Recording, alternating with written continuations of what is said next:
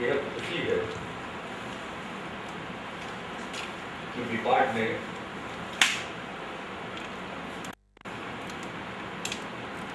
अपना आपदा प्रबंधन से संबंधित केंद्र का संचालन मुख्यमंत्री आवास के एक हिस्से से प्रारंभ किया। हमारी यही इच्छा थी कि आपदा प्रबंधन पर सब लोगों का ध्यान जाए और मुख्यमंत्री आवास का जो हिस्सा इस्तेमाल नहीं हो रहा है उसका इस्तेमाल सरकारी काम के लिए किया गया। एक अनय मार्ग का एनेक्सी बिल्डिंग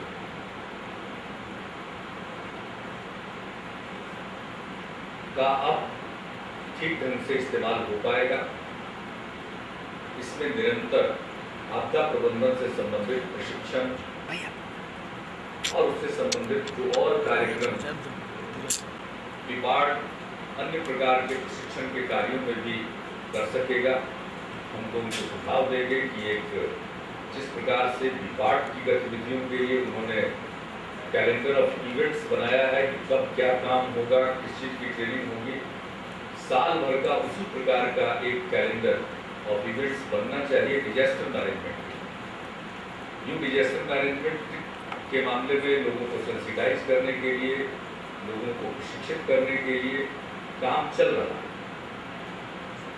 लेकिन हमारे नए रिलीफ कमिश्नर ने, आपदा प्रबंधन के आयुक्त एवं सचिव ने मुझको जानकारी दी है कि जब उन्होंने फील्ड में, क्षेत्र में विजिट करना प्रारंभ किया है और सांकेतिक तौर पर कुछ जगहों पर वो गए हैं, तो काम तो हो रहा है, लेकिन जिस गंभीरता के साथ और जिस सघनता के साथ काम होना चाहिए समुदाय के स्तर पर, उस तरह से हो नहीं पा रहा। जबकि हमारी चिंता है कि ये हर प्रकार से हम हर किसी को इसके बारे में प्रशिक्षित करें। स्कूल, कॉलेज, पंचायती राज संस्थाएं, नगर निकायों को, हमारा जो सरकारी तंत्र है, चाहे वो प्रखंड अंचल पर हो या सब डिवीजन स्तर पर हो या जिला स्तर पर हो, इन सब जगहों पर, यानी जितने हमारे फील्ड ऑफिसेज हैं और जो क्षेत्र की इकाइयाँ हैं विभिन्न विभागों की, उसके साथ साथ खास करके प्रशासनिक।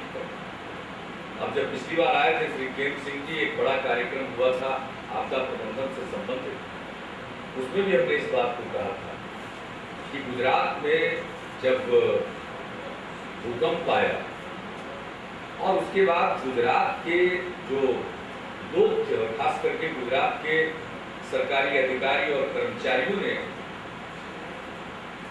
जबरदस्त रूप से उसमें काम किया। लेकिन पहला इंप्रेशन क्या गया था? पहला इंप्रेशन गया कि कुछ नहीं हुआ। जबकि हमने खुद देखा, उस दिनों भारत सरकार में कृषि मंत्री थे और उस समय तक औपचारिक रूप से आपदा प्रबंधन का कार्य कृषि मंत्रालय के अधीन ही हुआ करता था। हमने देखा कि कलेक्टर के घर में कोई उस भूकंप के कारण मृत्यु हो गई है, कोई बुरी तरह जख्मी है, और सब चीजों के बावजूद हमने देखा कि लोग काम में लगे। तो उसके बाद से जिस प्रकार से गुजरात में काम हुआ या आंध्र प्रदेश में साइक्लोन के बाद काम हुआ या उड़ीसा में जिस प्रकार से सुपर साइक्लोन के बाद काम हुआ, हमें भी चाहिए कि बिहार में उसी प्रकार से हम लोगों को जागरूक करें और हम अपनी पूरी तैयारी उस लेवल का रखें। क्योंकि दो कारणों से बिहार में हर समय सतर्क रहने की आवश्यकता, सचेत रहने की आवश्यकता। एक तो सबको मालूम है फ्लड, बाढ़ आनी ही है, उसके लिए पहले कुछ जानकारी मिल जाए जो कि संभव है। बाढ़ की संभावना के बारे में मालूम होता है, नेपाल की क्या स्थिति है उसके आधार पर, मौसम के बारे में तो पूर्वानुमान किया जा सकता है। तो उसके लिए पहले से फोरकास्ट करने का सेंटर, वो उस पर काम चल रहा है, वो होगा। समय के पहले लोगों को कुछ जानकारी मिल जाएगी तो फ्लड से जितना नुकसान होता उससे बचा जा सकता है, खास करके जान माल जान के नुकसान को कम किया जा सकता है। उस तरह का नुकसान होगा लेकिन कुछ उसमें कमी लाई जा सकती है। और दूसरी चीज है भूकंप, जो भूकंप के हिसाब से जहां जहां जो संभावित इलाका है उस अगर नक्शे को हम देखें कि कौन सा इलाका इस देश में भूकंप प्रवण इलाका है, उसको अगर हम देखेंगे सेस्मिक जोन जो बांटा गया है, सबसे जो ज्यादा सेंसिटिव है वो जोन नंबर 5 है, उसके बाद जोन नंबर 4 है। तो आप पूरे बिहार को देखिएगा तो उत्तर बिहार और गंगा के कुछ दक्षिण के हिस्से में भी वो तो 5 में और 4 और 5 के बीच में, यानी पूरा बिहार जो आज का है वो भूकंप के हिसाब से बहुत ही खतरनाक जोन है।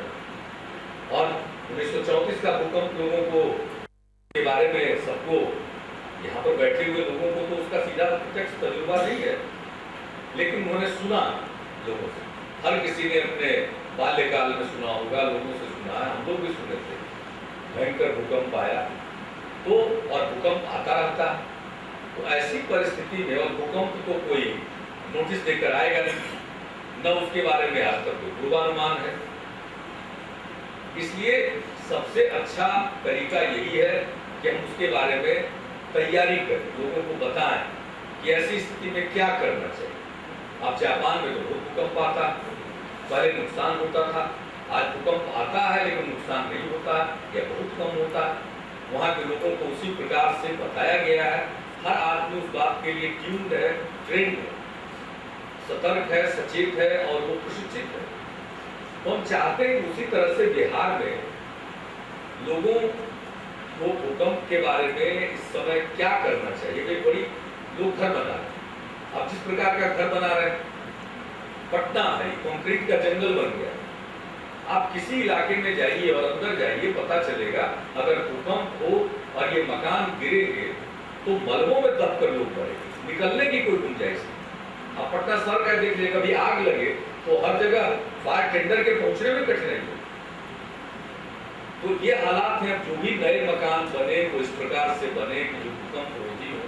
तो अभी श्री केंद्र सिंह जी ने कहा इंजीनियरों को ट्रेन चाहते हैं, बताना चाहते हैं, तो तत्काल आर.के. सिंह जी को और अरुण जी को वो लिस्ट बना लेना चाहिए और लिस्ट बना करके मई महीने से इनकी ट्रेनिंग हो जाए ताकि वो दूसरों को बता दें। तो हमारे यहाँ के प्रत्येक जो भवन निर्माण के काम से लगे हुए हैं या इससे जुड़े हुए जितने लोग उनको बता सकते हैं। धीरे धीरे अगर वो जानेंगे तो जो मकान बनाने वाले लोग हैं, इसमें जो काम करने वाले कॉन्ट्रैक्टर हैं, उनके लिए जो काम करते हैं, उन सब लोगों को हम लोग इस बात की ट्रेनिंग दे सकते हैं।